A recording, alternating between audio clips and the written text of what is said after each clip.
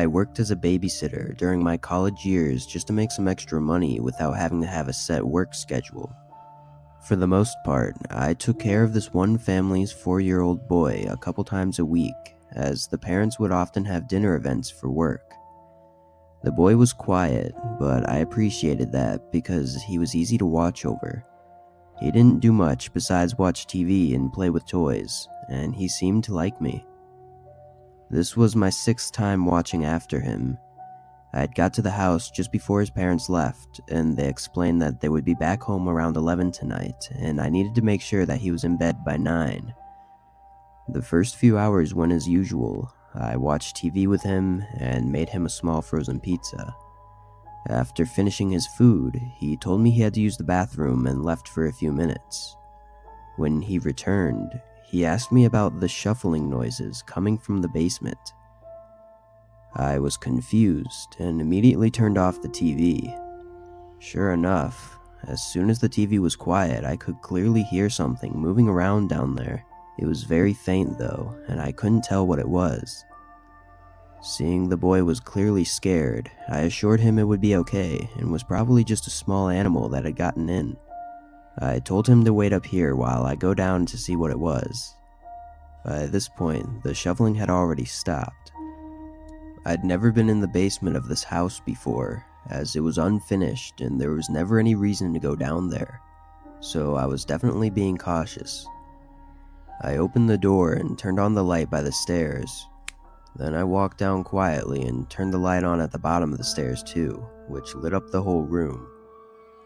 It was a pretty big space, mostly filled with storage boxes. I walked around, checking behind a few boxes, but after not seeing or hearing anything else, I went back upstairs. The boy was waiting for me on the couch and shot up when he saw me. I told him everything was fine and nothing was down there, and gave him a big hug just to make him feel better. After a few minutes, we had already forgotten about the whole thing. And a couple hours later, it was getting close to 9 o'clock and I started to get him ready for bed. We went upstairs to his room and I made sure he was ready, then said goodnight and went back downstairs. I sat on the couch for probably 30 to 40 minutes just scrolling through my phone before hearing shuffling from the basement again, but this time it was a lot louder. My heart stopped for a second as I listened. Then I heard the bedroom door open upstairs and the boy call out my name. I told him to stay where he was and not to come down. I got up and made my way to the basement door. At this point, I was pretty terrified. I pulled out my phone and had it ready to call 911 as I opened the door as quietly as possible. The shuffling sounded like it was close to the bottom of the stairs now. I reached over and flicked on the lights. Immediately, I slammed the door shut and ran upstairs to get the boy, then went straight out the front door and called 911. I stood across the street from the house, looking at the windows as I waited for the cops to come. I also called the parents to let them know what had happened and to come home as soon as they could. When the police finally arrived, I told them what happened. As I turned on the lights by the stairs, I saw a half-naked man crouching down by the bottom while searching through a storage box. They carefully searched the home and found clear evidence of someone having lived in the basement recently, with piles of trash shoved in boxes, but they didn't find anyone. When the parents arrived, they thanked me for calling them and talked to the police about the situation. About an hour later, I was able to go home as they secured the house and filed the reports. I spent the next few days really shaken up and being pretty paranoid. For a couple of weeks, I kept in touch with the parents to see if there were any updates on the man, but nothing ever came up. Eventually, we lost touch as I no longer wanted to babysit anymore. I think the most terrifying thing about it was that he never got caught, and he could be living in someone else's basement right now without them even knowing.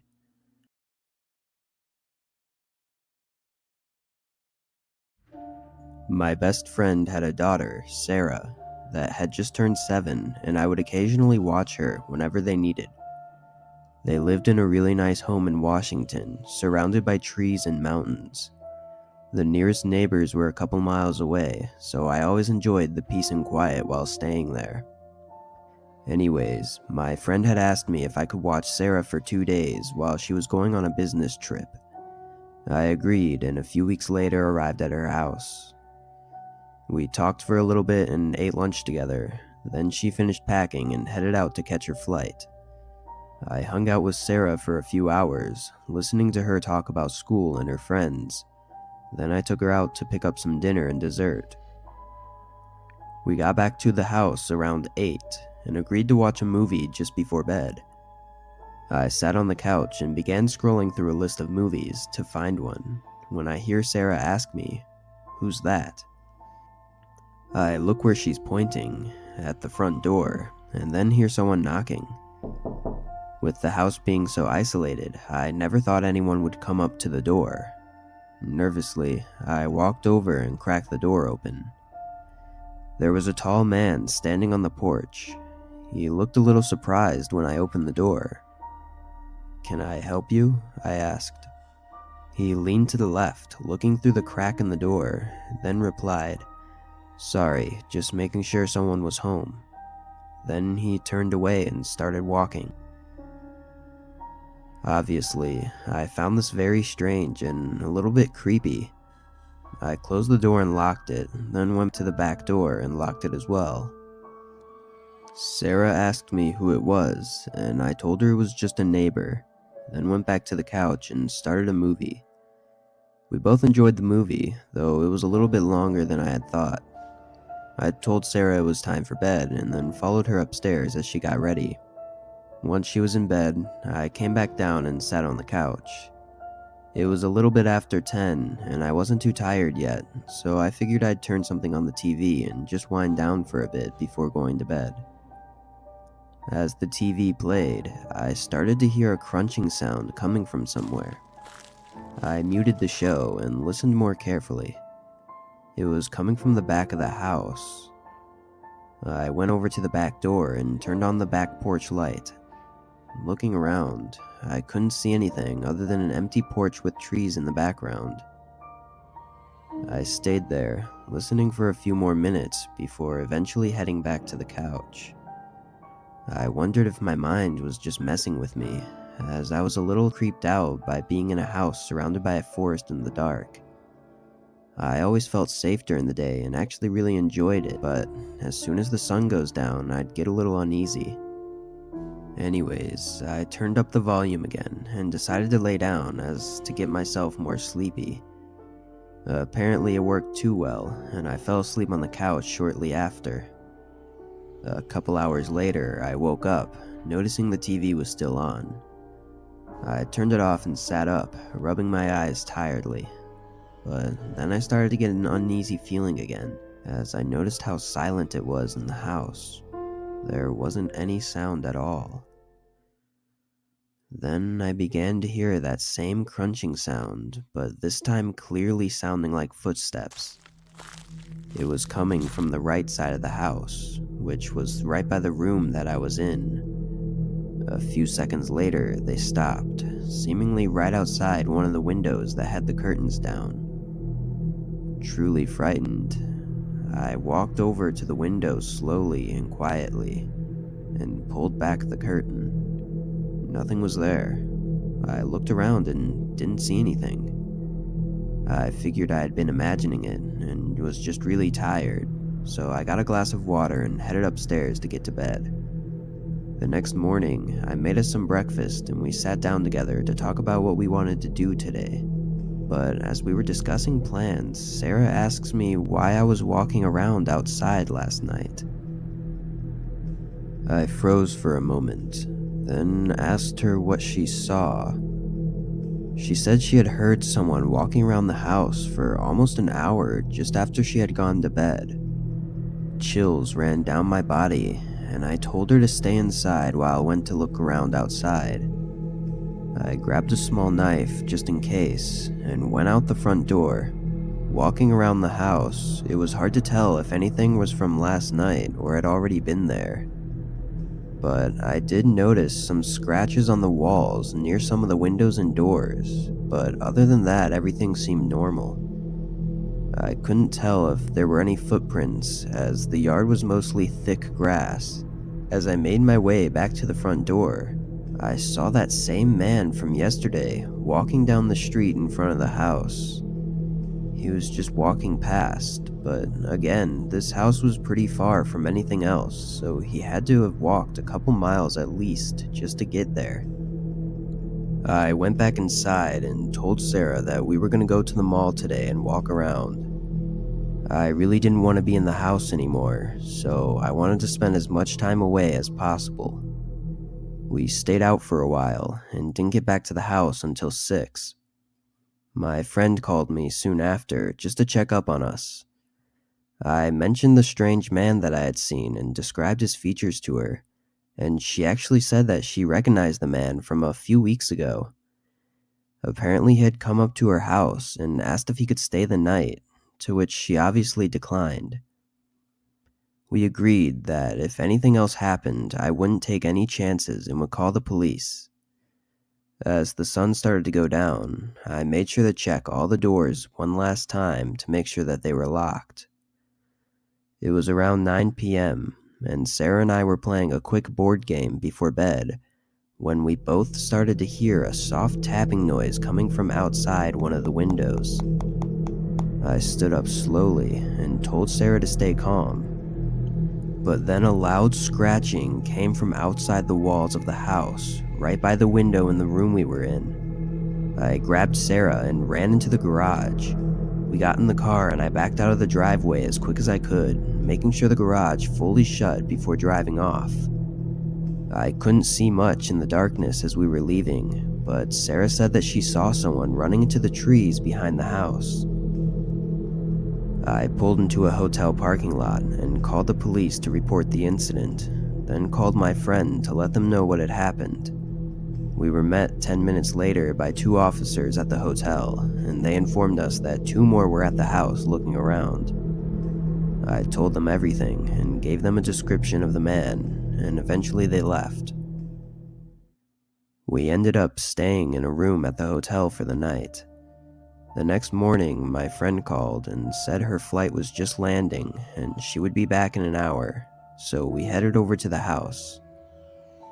We waited in the driveway for her to arrive, then we all went in together to make sure it was safe. I stayed for a few hours just to talk about everything, and then I said goodbye and went home. It was definitely one of the scariest things to ever happen to me. But fortunately, the man was caught a month later after having been reported by multiple people for trying to break into their homes. What scares me the most about the guy was that he never said what his reasoning was for his actions. He had apparently broken into one of the homes, but he didn't steal anything at all. He just looked around for a little bit and then left empty-handed. It always makes me wonder what he was actually trying to do on the night he tried to break in.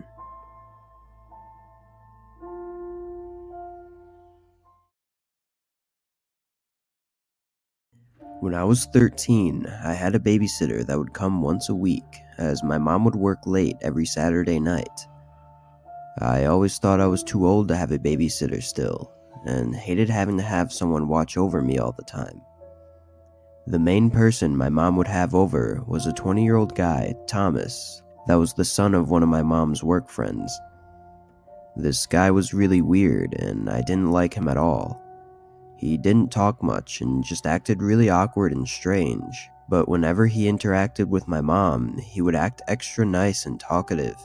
I would bring it up with her, but she'd always say I was just trying to get rid of him so I could be alone. Anyways, it was a normal Saturday night, and Thomas had just arrived, a little late as usual. My mom talked with him for a little bit and then headed to work.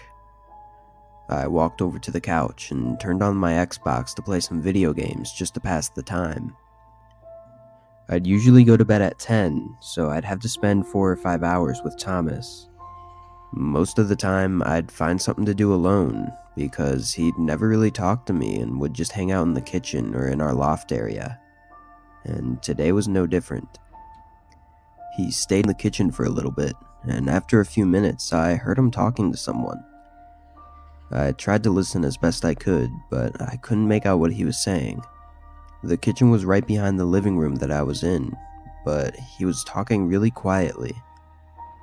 He went on for a few minutes, and then the talking stopped, followed by him coming into the living room and standing next to the couch.